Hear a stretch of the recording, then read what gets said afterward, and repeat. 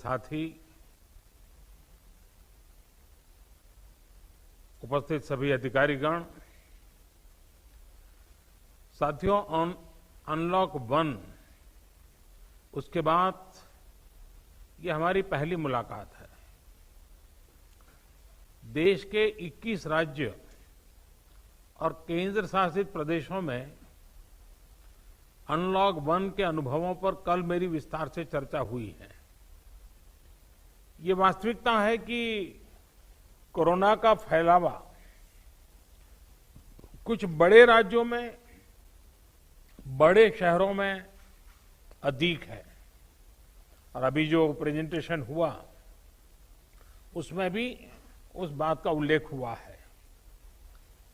कुछ शहरों में अधिक भीड़, छोटे छोटे घर, गलियों मोहल्लों में फिजिकल डिस्टेंसिंग की कमी, हर रोज हजारों लोगों की आवाजाही, इन बातों ने कोरोना के खिलाफ की लड़ाई को और चुनौतीपूर्ण बना दिया है। फिर भी हर देशवासी के संयम, अनेक जगहों पर प्रशासन की तत्परता और हमारे कोरोना योद्धाओं के समर्पण की वजह से हमने हालात को नियंत्रण से बाहर नहीं जाने दिया है।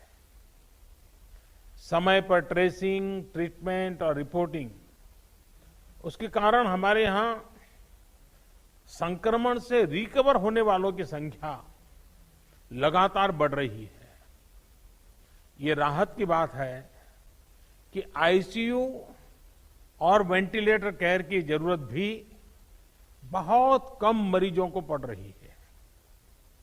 समय पर उठाए गए सही कदमों के कारण हम सभी इस बड़े खतरे का मुकाबला कर पाए हैं। लॉकडाउन के दौरान देश की जनता ने जो अनुशासन दिखाया है, उसने वायरस की एक्सपोनेंशियल ग्रोथ को रोका है। चाहे इलाज की व्यवस्था हो, हेल्थ इंफ्रास्ट्रक्चर हो, ट्रेन मैन पावर हो,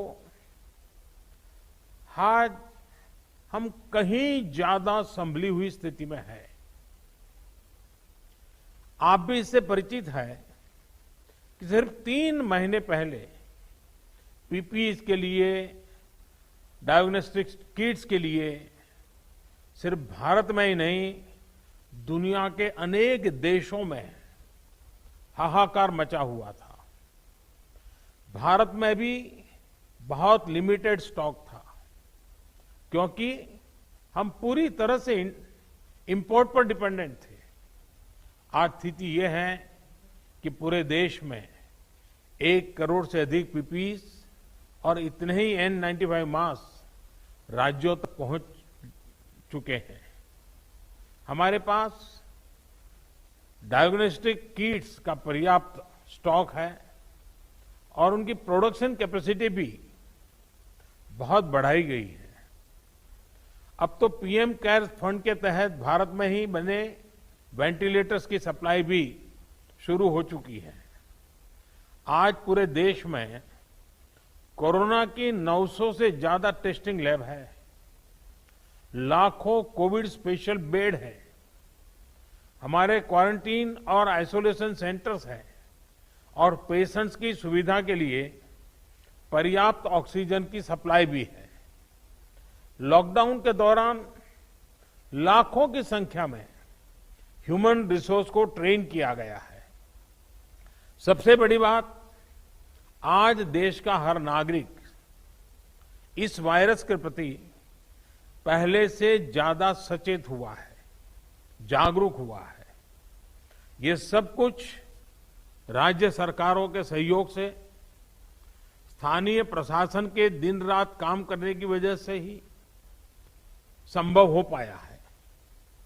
साथियों, कोरोना के खिलाफ लड़ाई में जीत का विश्वास दिलाने वाली इन बातों के बीच हमें health infrastructure, information systems, emotional support और पब्लिक पार्टिसिपेशन, इसी तरह निरंतर बल देना होगा। साथियों, कोरोना के बढ़ते हुए मरीजों की संख्या को देखते हुए हेल्थ इंफ्रास्ट्रक्चर का विस्तार करना, हर जीवन को बचाना हमारी सर्वोच्च प्राथमिकता होनी चाहिए। ये तभी होगा जब कोरोना के प्रत्येक मरीज को उचित इलाज मिलेगा।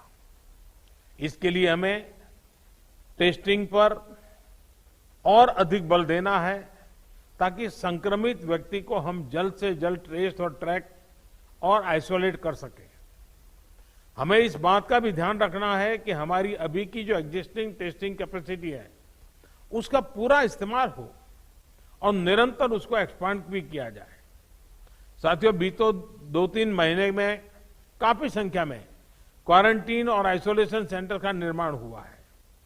इसकी गति हमें और बढ़ानी होगी ताकि कहीं पर भी मरीजों को बेड की दिक्कत ना आए। कोरोना के इस टाइम में टेलीमेडिसिन का महत्व भी बहुत बढ़ गया है। चाहे वो होम क्वारंटाइन या आइसोलेशन में रह रहे साथी हो या फिर दूसरी बीमारियों से पीड़ित हो, सभी को टेलीमेडिसिन का भी लाभ मिले, इसके लिए हमें अपने प्रयास बढ़ाने होंगे। साथियों, ये आप भी भलीभांति जानते हैं कि किसी भी महामारी से निपटने में सही समय पर सही इंफॉर्मेशन का बहुत महत्व होता है और इसलिए हमें ये भी ध्यान रखना है कि हमारी हेल्पलाइंस हेल्पफुल हो, हेल्पलेस नहीं होनी चाहिए।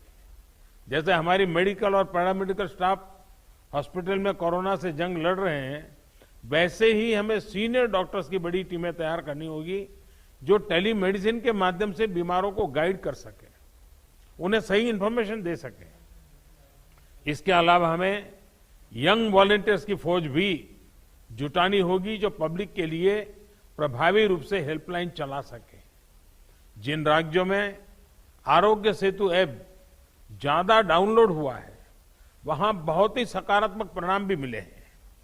हमें लगातार कोशिश करनी है कि आरोग्य सेतु ऐप की रीच बढ़े, ज्यादा से ज्यादा लोग उसे डाउनलोड करें और समय समय पर अपग्रेड करें। हमें यह भी ध्यान रखना है कि अब देश में धीरे धीरे मानसून आगे बढ़ रहा है। इस सीजन में जो स्वास्थ्य से जुड़ी समस्या रहती है उनसे निपटना भी बहुत जरूरी है, वरना वो बहुत बड़ी चुनौती बन सकती है। साथियों, कोरोना के खिलाफ इस लड़ाई का एक इमोशनल पहलू भी है।